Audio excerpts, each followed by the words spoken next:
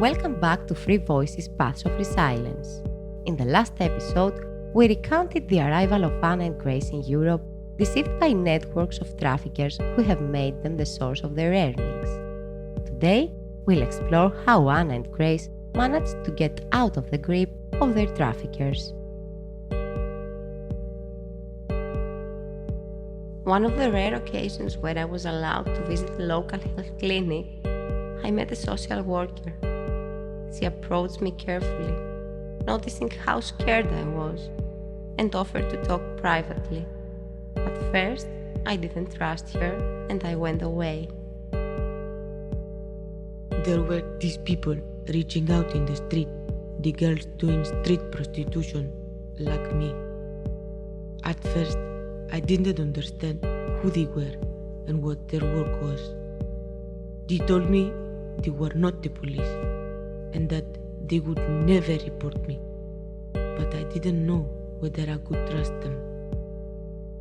I was terrified, but they were so patient.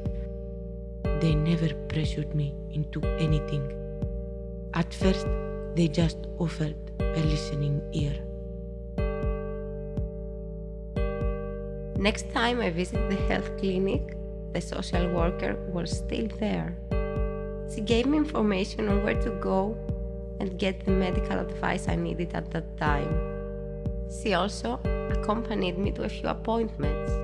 Slowly, I understood I could rely on her. I began to feel comfortable with her. I started to tell her a little of my story. One day, a social worker from that group gave me a small card with a number I could call if I ever needed help. I kept it hidden for more than 3 months. The situation with the madam was every day worse, and when I discovered I was pregnant, I decided that my life could not be like that I didn't want to work in the street anymore, and I called that number. Building trust between woman and social worker is a slow and gradual process. It can take time to realize that a different life is possible and that there are ways out of exploitation. My social worker helped me take the necessary measure by protecting my messages so my boyfriend and his friends could not have access to them. We even created a secret code between her and me, so I could warn her if something was happening to me. She helped me find a housing solution so I could leave them without having to sleep in the streets. This took some time and I was terrified, but she was always very transparent with me about each of the steps we could have to take, and I knew I had to take the chance. When I finally made that call, the social worker was calm, reassuring. She didn't rush me, just told me exactly what to do next. She proposed me to enter in a protection program, and I accepted. She helped me prepare for everything, what to pack, how to act, where to go.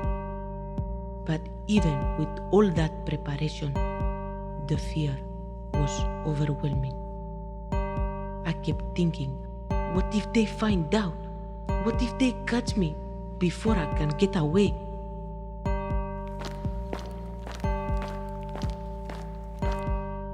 The escape was far from straightforward.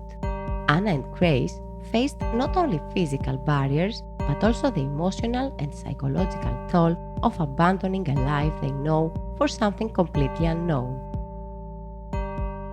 My social worker made sure I had a safe place to go, and she coordinated with the other social workers from the safe shelter to ensure I wouldn't be alone at any point. When I was ready to leave, I sent her our secret code and I left. The hardest part was walking away from the only life I'd known for so long.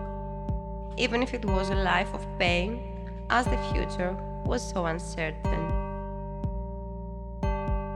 For me, it was the realization that this was it, no turning back.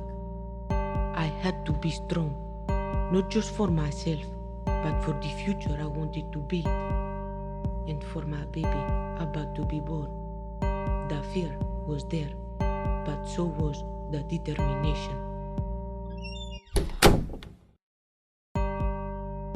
Anna and Grace were lucky enough to meet a social organization that understood their situation, and they had the courage to accept the offer of help and break away from their previous life.